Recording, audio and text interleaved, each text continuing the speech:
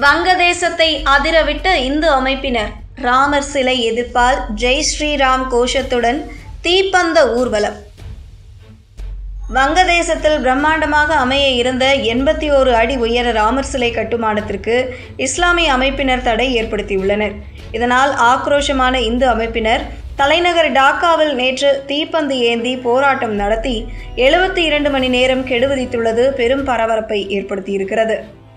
அண்டை நாடான வங்கதேசத்தில் முகமது யூனுஸ் தலைமையிலான இடைக்கால அரசின் போது இந்துக்களுக்கு எதிரான வன்முறைகள் அதிகரித்தன. இந்துக்கள் அடித்துக் கொல்லப்பட்டனர். தற்போது பொது தேர்தல் முடிந்து அங்கு PNP கட்சி வென்றது. மறைந்த முன்னாள் பிரதமர் கலீதா ஜியாவின் மகன் தாரிக் ரஹ்மான் புதிய பிரதமராகியுள்ளார். இருப்பினும் கூட தற்போதும் அங்கு இந்துக்களுக்கு எதிரான சம்பவங்கள் ஆங்காங்கே நடந்து வருகிறது.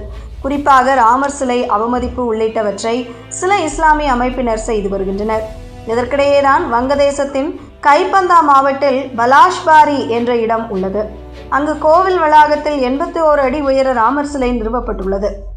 இந்திய மதிப்பில் 15.6 கோடி ரூபாய் செலவில் இந்த சிலை அமைக்கப்பட்டு வருகிறது.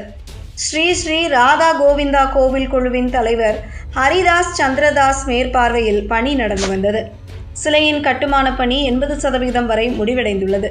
இன்னும் 20% பணிகள்தான் பாக்கியுள்ளது. ஆனால் அந்த சிலையை அமைக்க தற்போது எதிர்ப்பு தெரிவித்து வருகின்றனர் சில இஸ்லாமிய அடிப்படைவாத அமைப்புகள். சிலை வடிவமைப்பு பணியில் ஈடுபடும் நபர்களை மிரட்டியுள்ளனர். சமூக வலைதளங்களில் மிரட்டல் பதிவுகளை செய்து வருகின்றனர். இதனால் தற்போது ராமர் சிலை கட்டுமான பணி நிறுத்தப்பட்டுள்ளது. அது மட்டுமின்றி இந்து மத தொடக்கத்தில் கைபந்தாவில் நடந்த போராட்டத்தில் ராமர் போட்டோக்களுக்கு சிலர் அவமரியாதை செய்தனர். இந்த தொடர் சம்பவங்களுக்கு இந்து அமைப்பினர் கடும் எதிர்ப்பு தெரிவித்துள்ளனர். இந்த நிலையில்தான் ரங்பூரில் ராமர் சிலை கட்டுமான பணியை மீண்டும் தொடங்க வேண்டும் என்று வலியுறுத்தியும் அதனை எதிர்க்கும் இஸ்லாமிய அமைப்பினரை கண்டித்தும் நேற்று இரவில் தலைநகர் டாக்காவில் ஆயிரக்கணக்கான இந்து அமைப்பினர் போராட்டத்தில் ஈடுபட்டனர். மேலும் ராமர் சிலை அவமதிக்கப்பட்டதில் இப்போது போலீஸ் சார்பில் வழக்கு மட்டுமே பதிவு செய்யப்பட்டுள்ளது. இதுவரை யாரும் கைது செய்யப்படவில்லை. இதனால் நேற்று பல்வேறு இந்து அமைப்புகளும் மாணவர்களும் டாக்காவின் ஷாபாக் சந்திப்பில் ஒன்று திரண்டு தேசிய பத்திரிகையாளர் மன்றம் நோக்கி பேரணியாக சென்றனர். இந்து மகாஜோத் அமைப்பு இந்த போராட்டத்திற்கு அழைப்பு விடுத்து அனைவரையும் ஒருங்கிணைப்பு செய்தது. அதன் பிறகு மனித சங்கிலி போராட்டம் நடத்தப்பட்டது.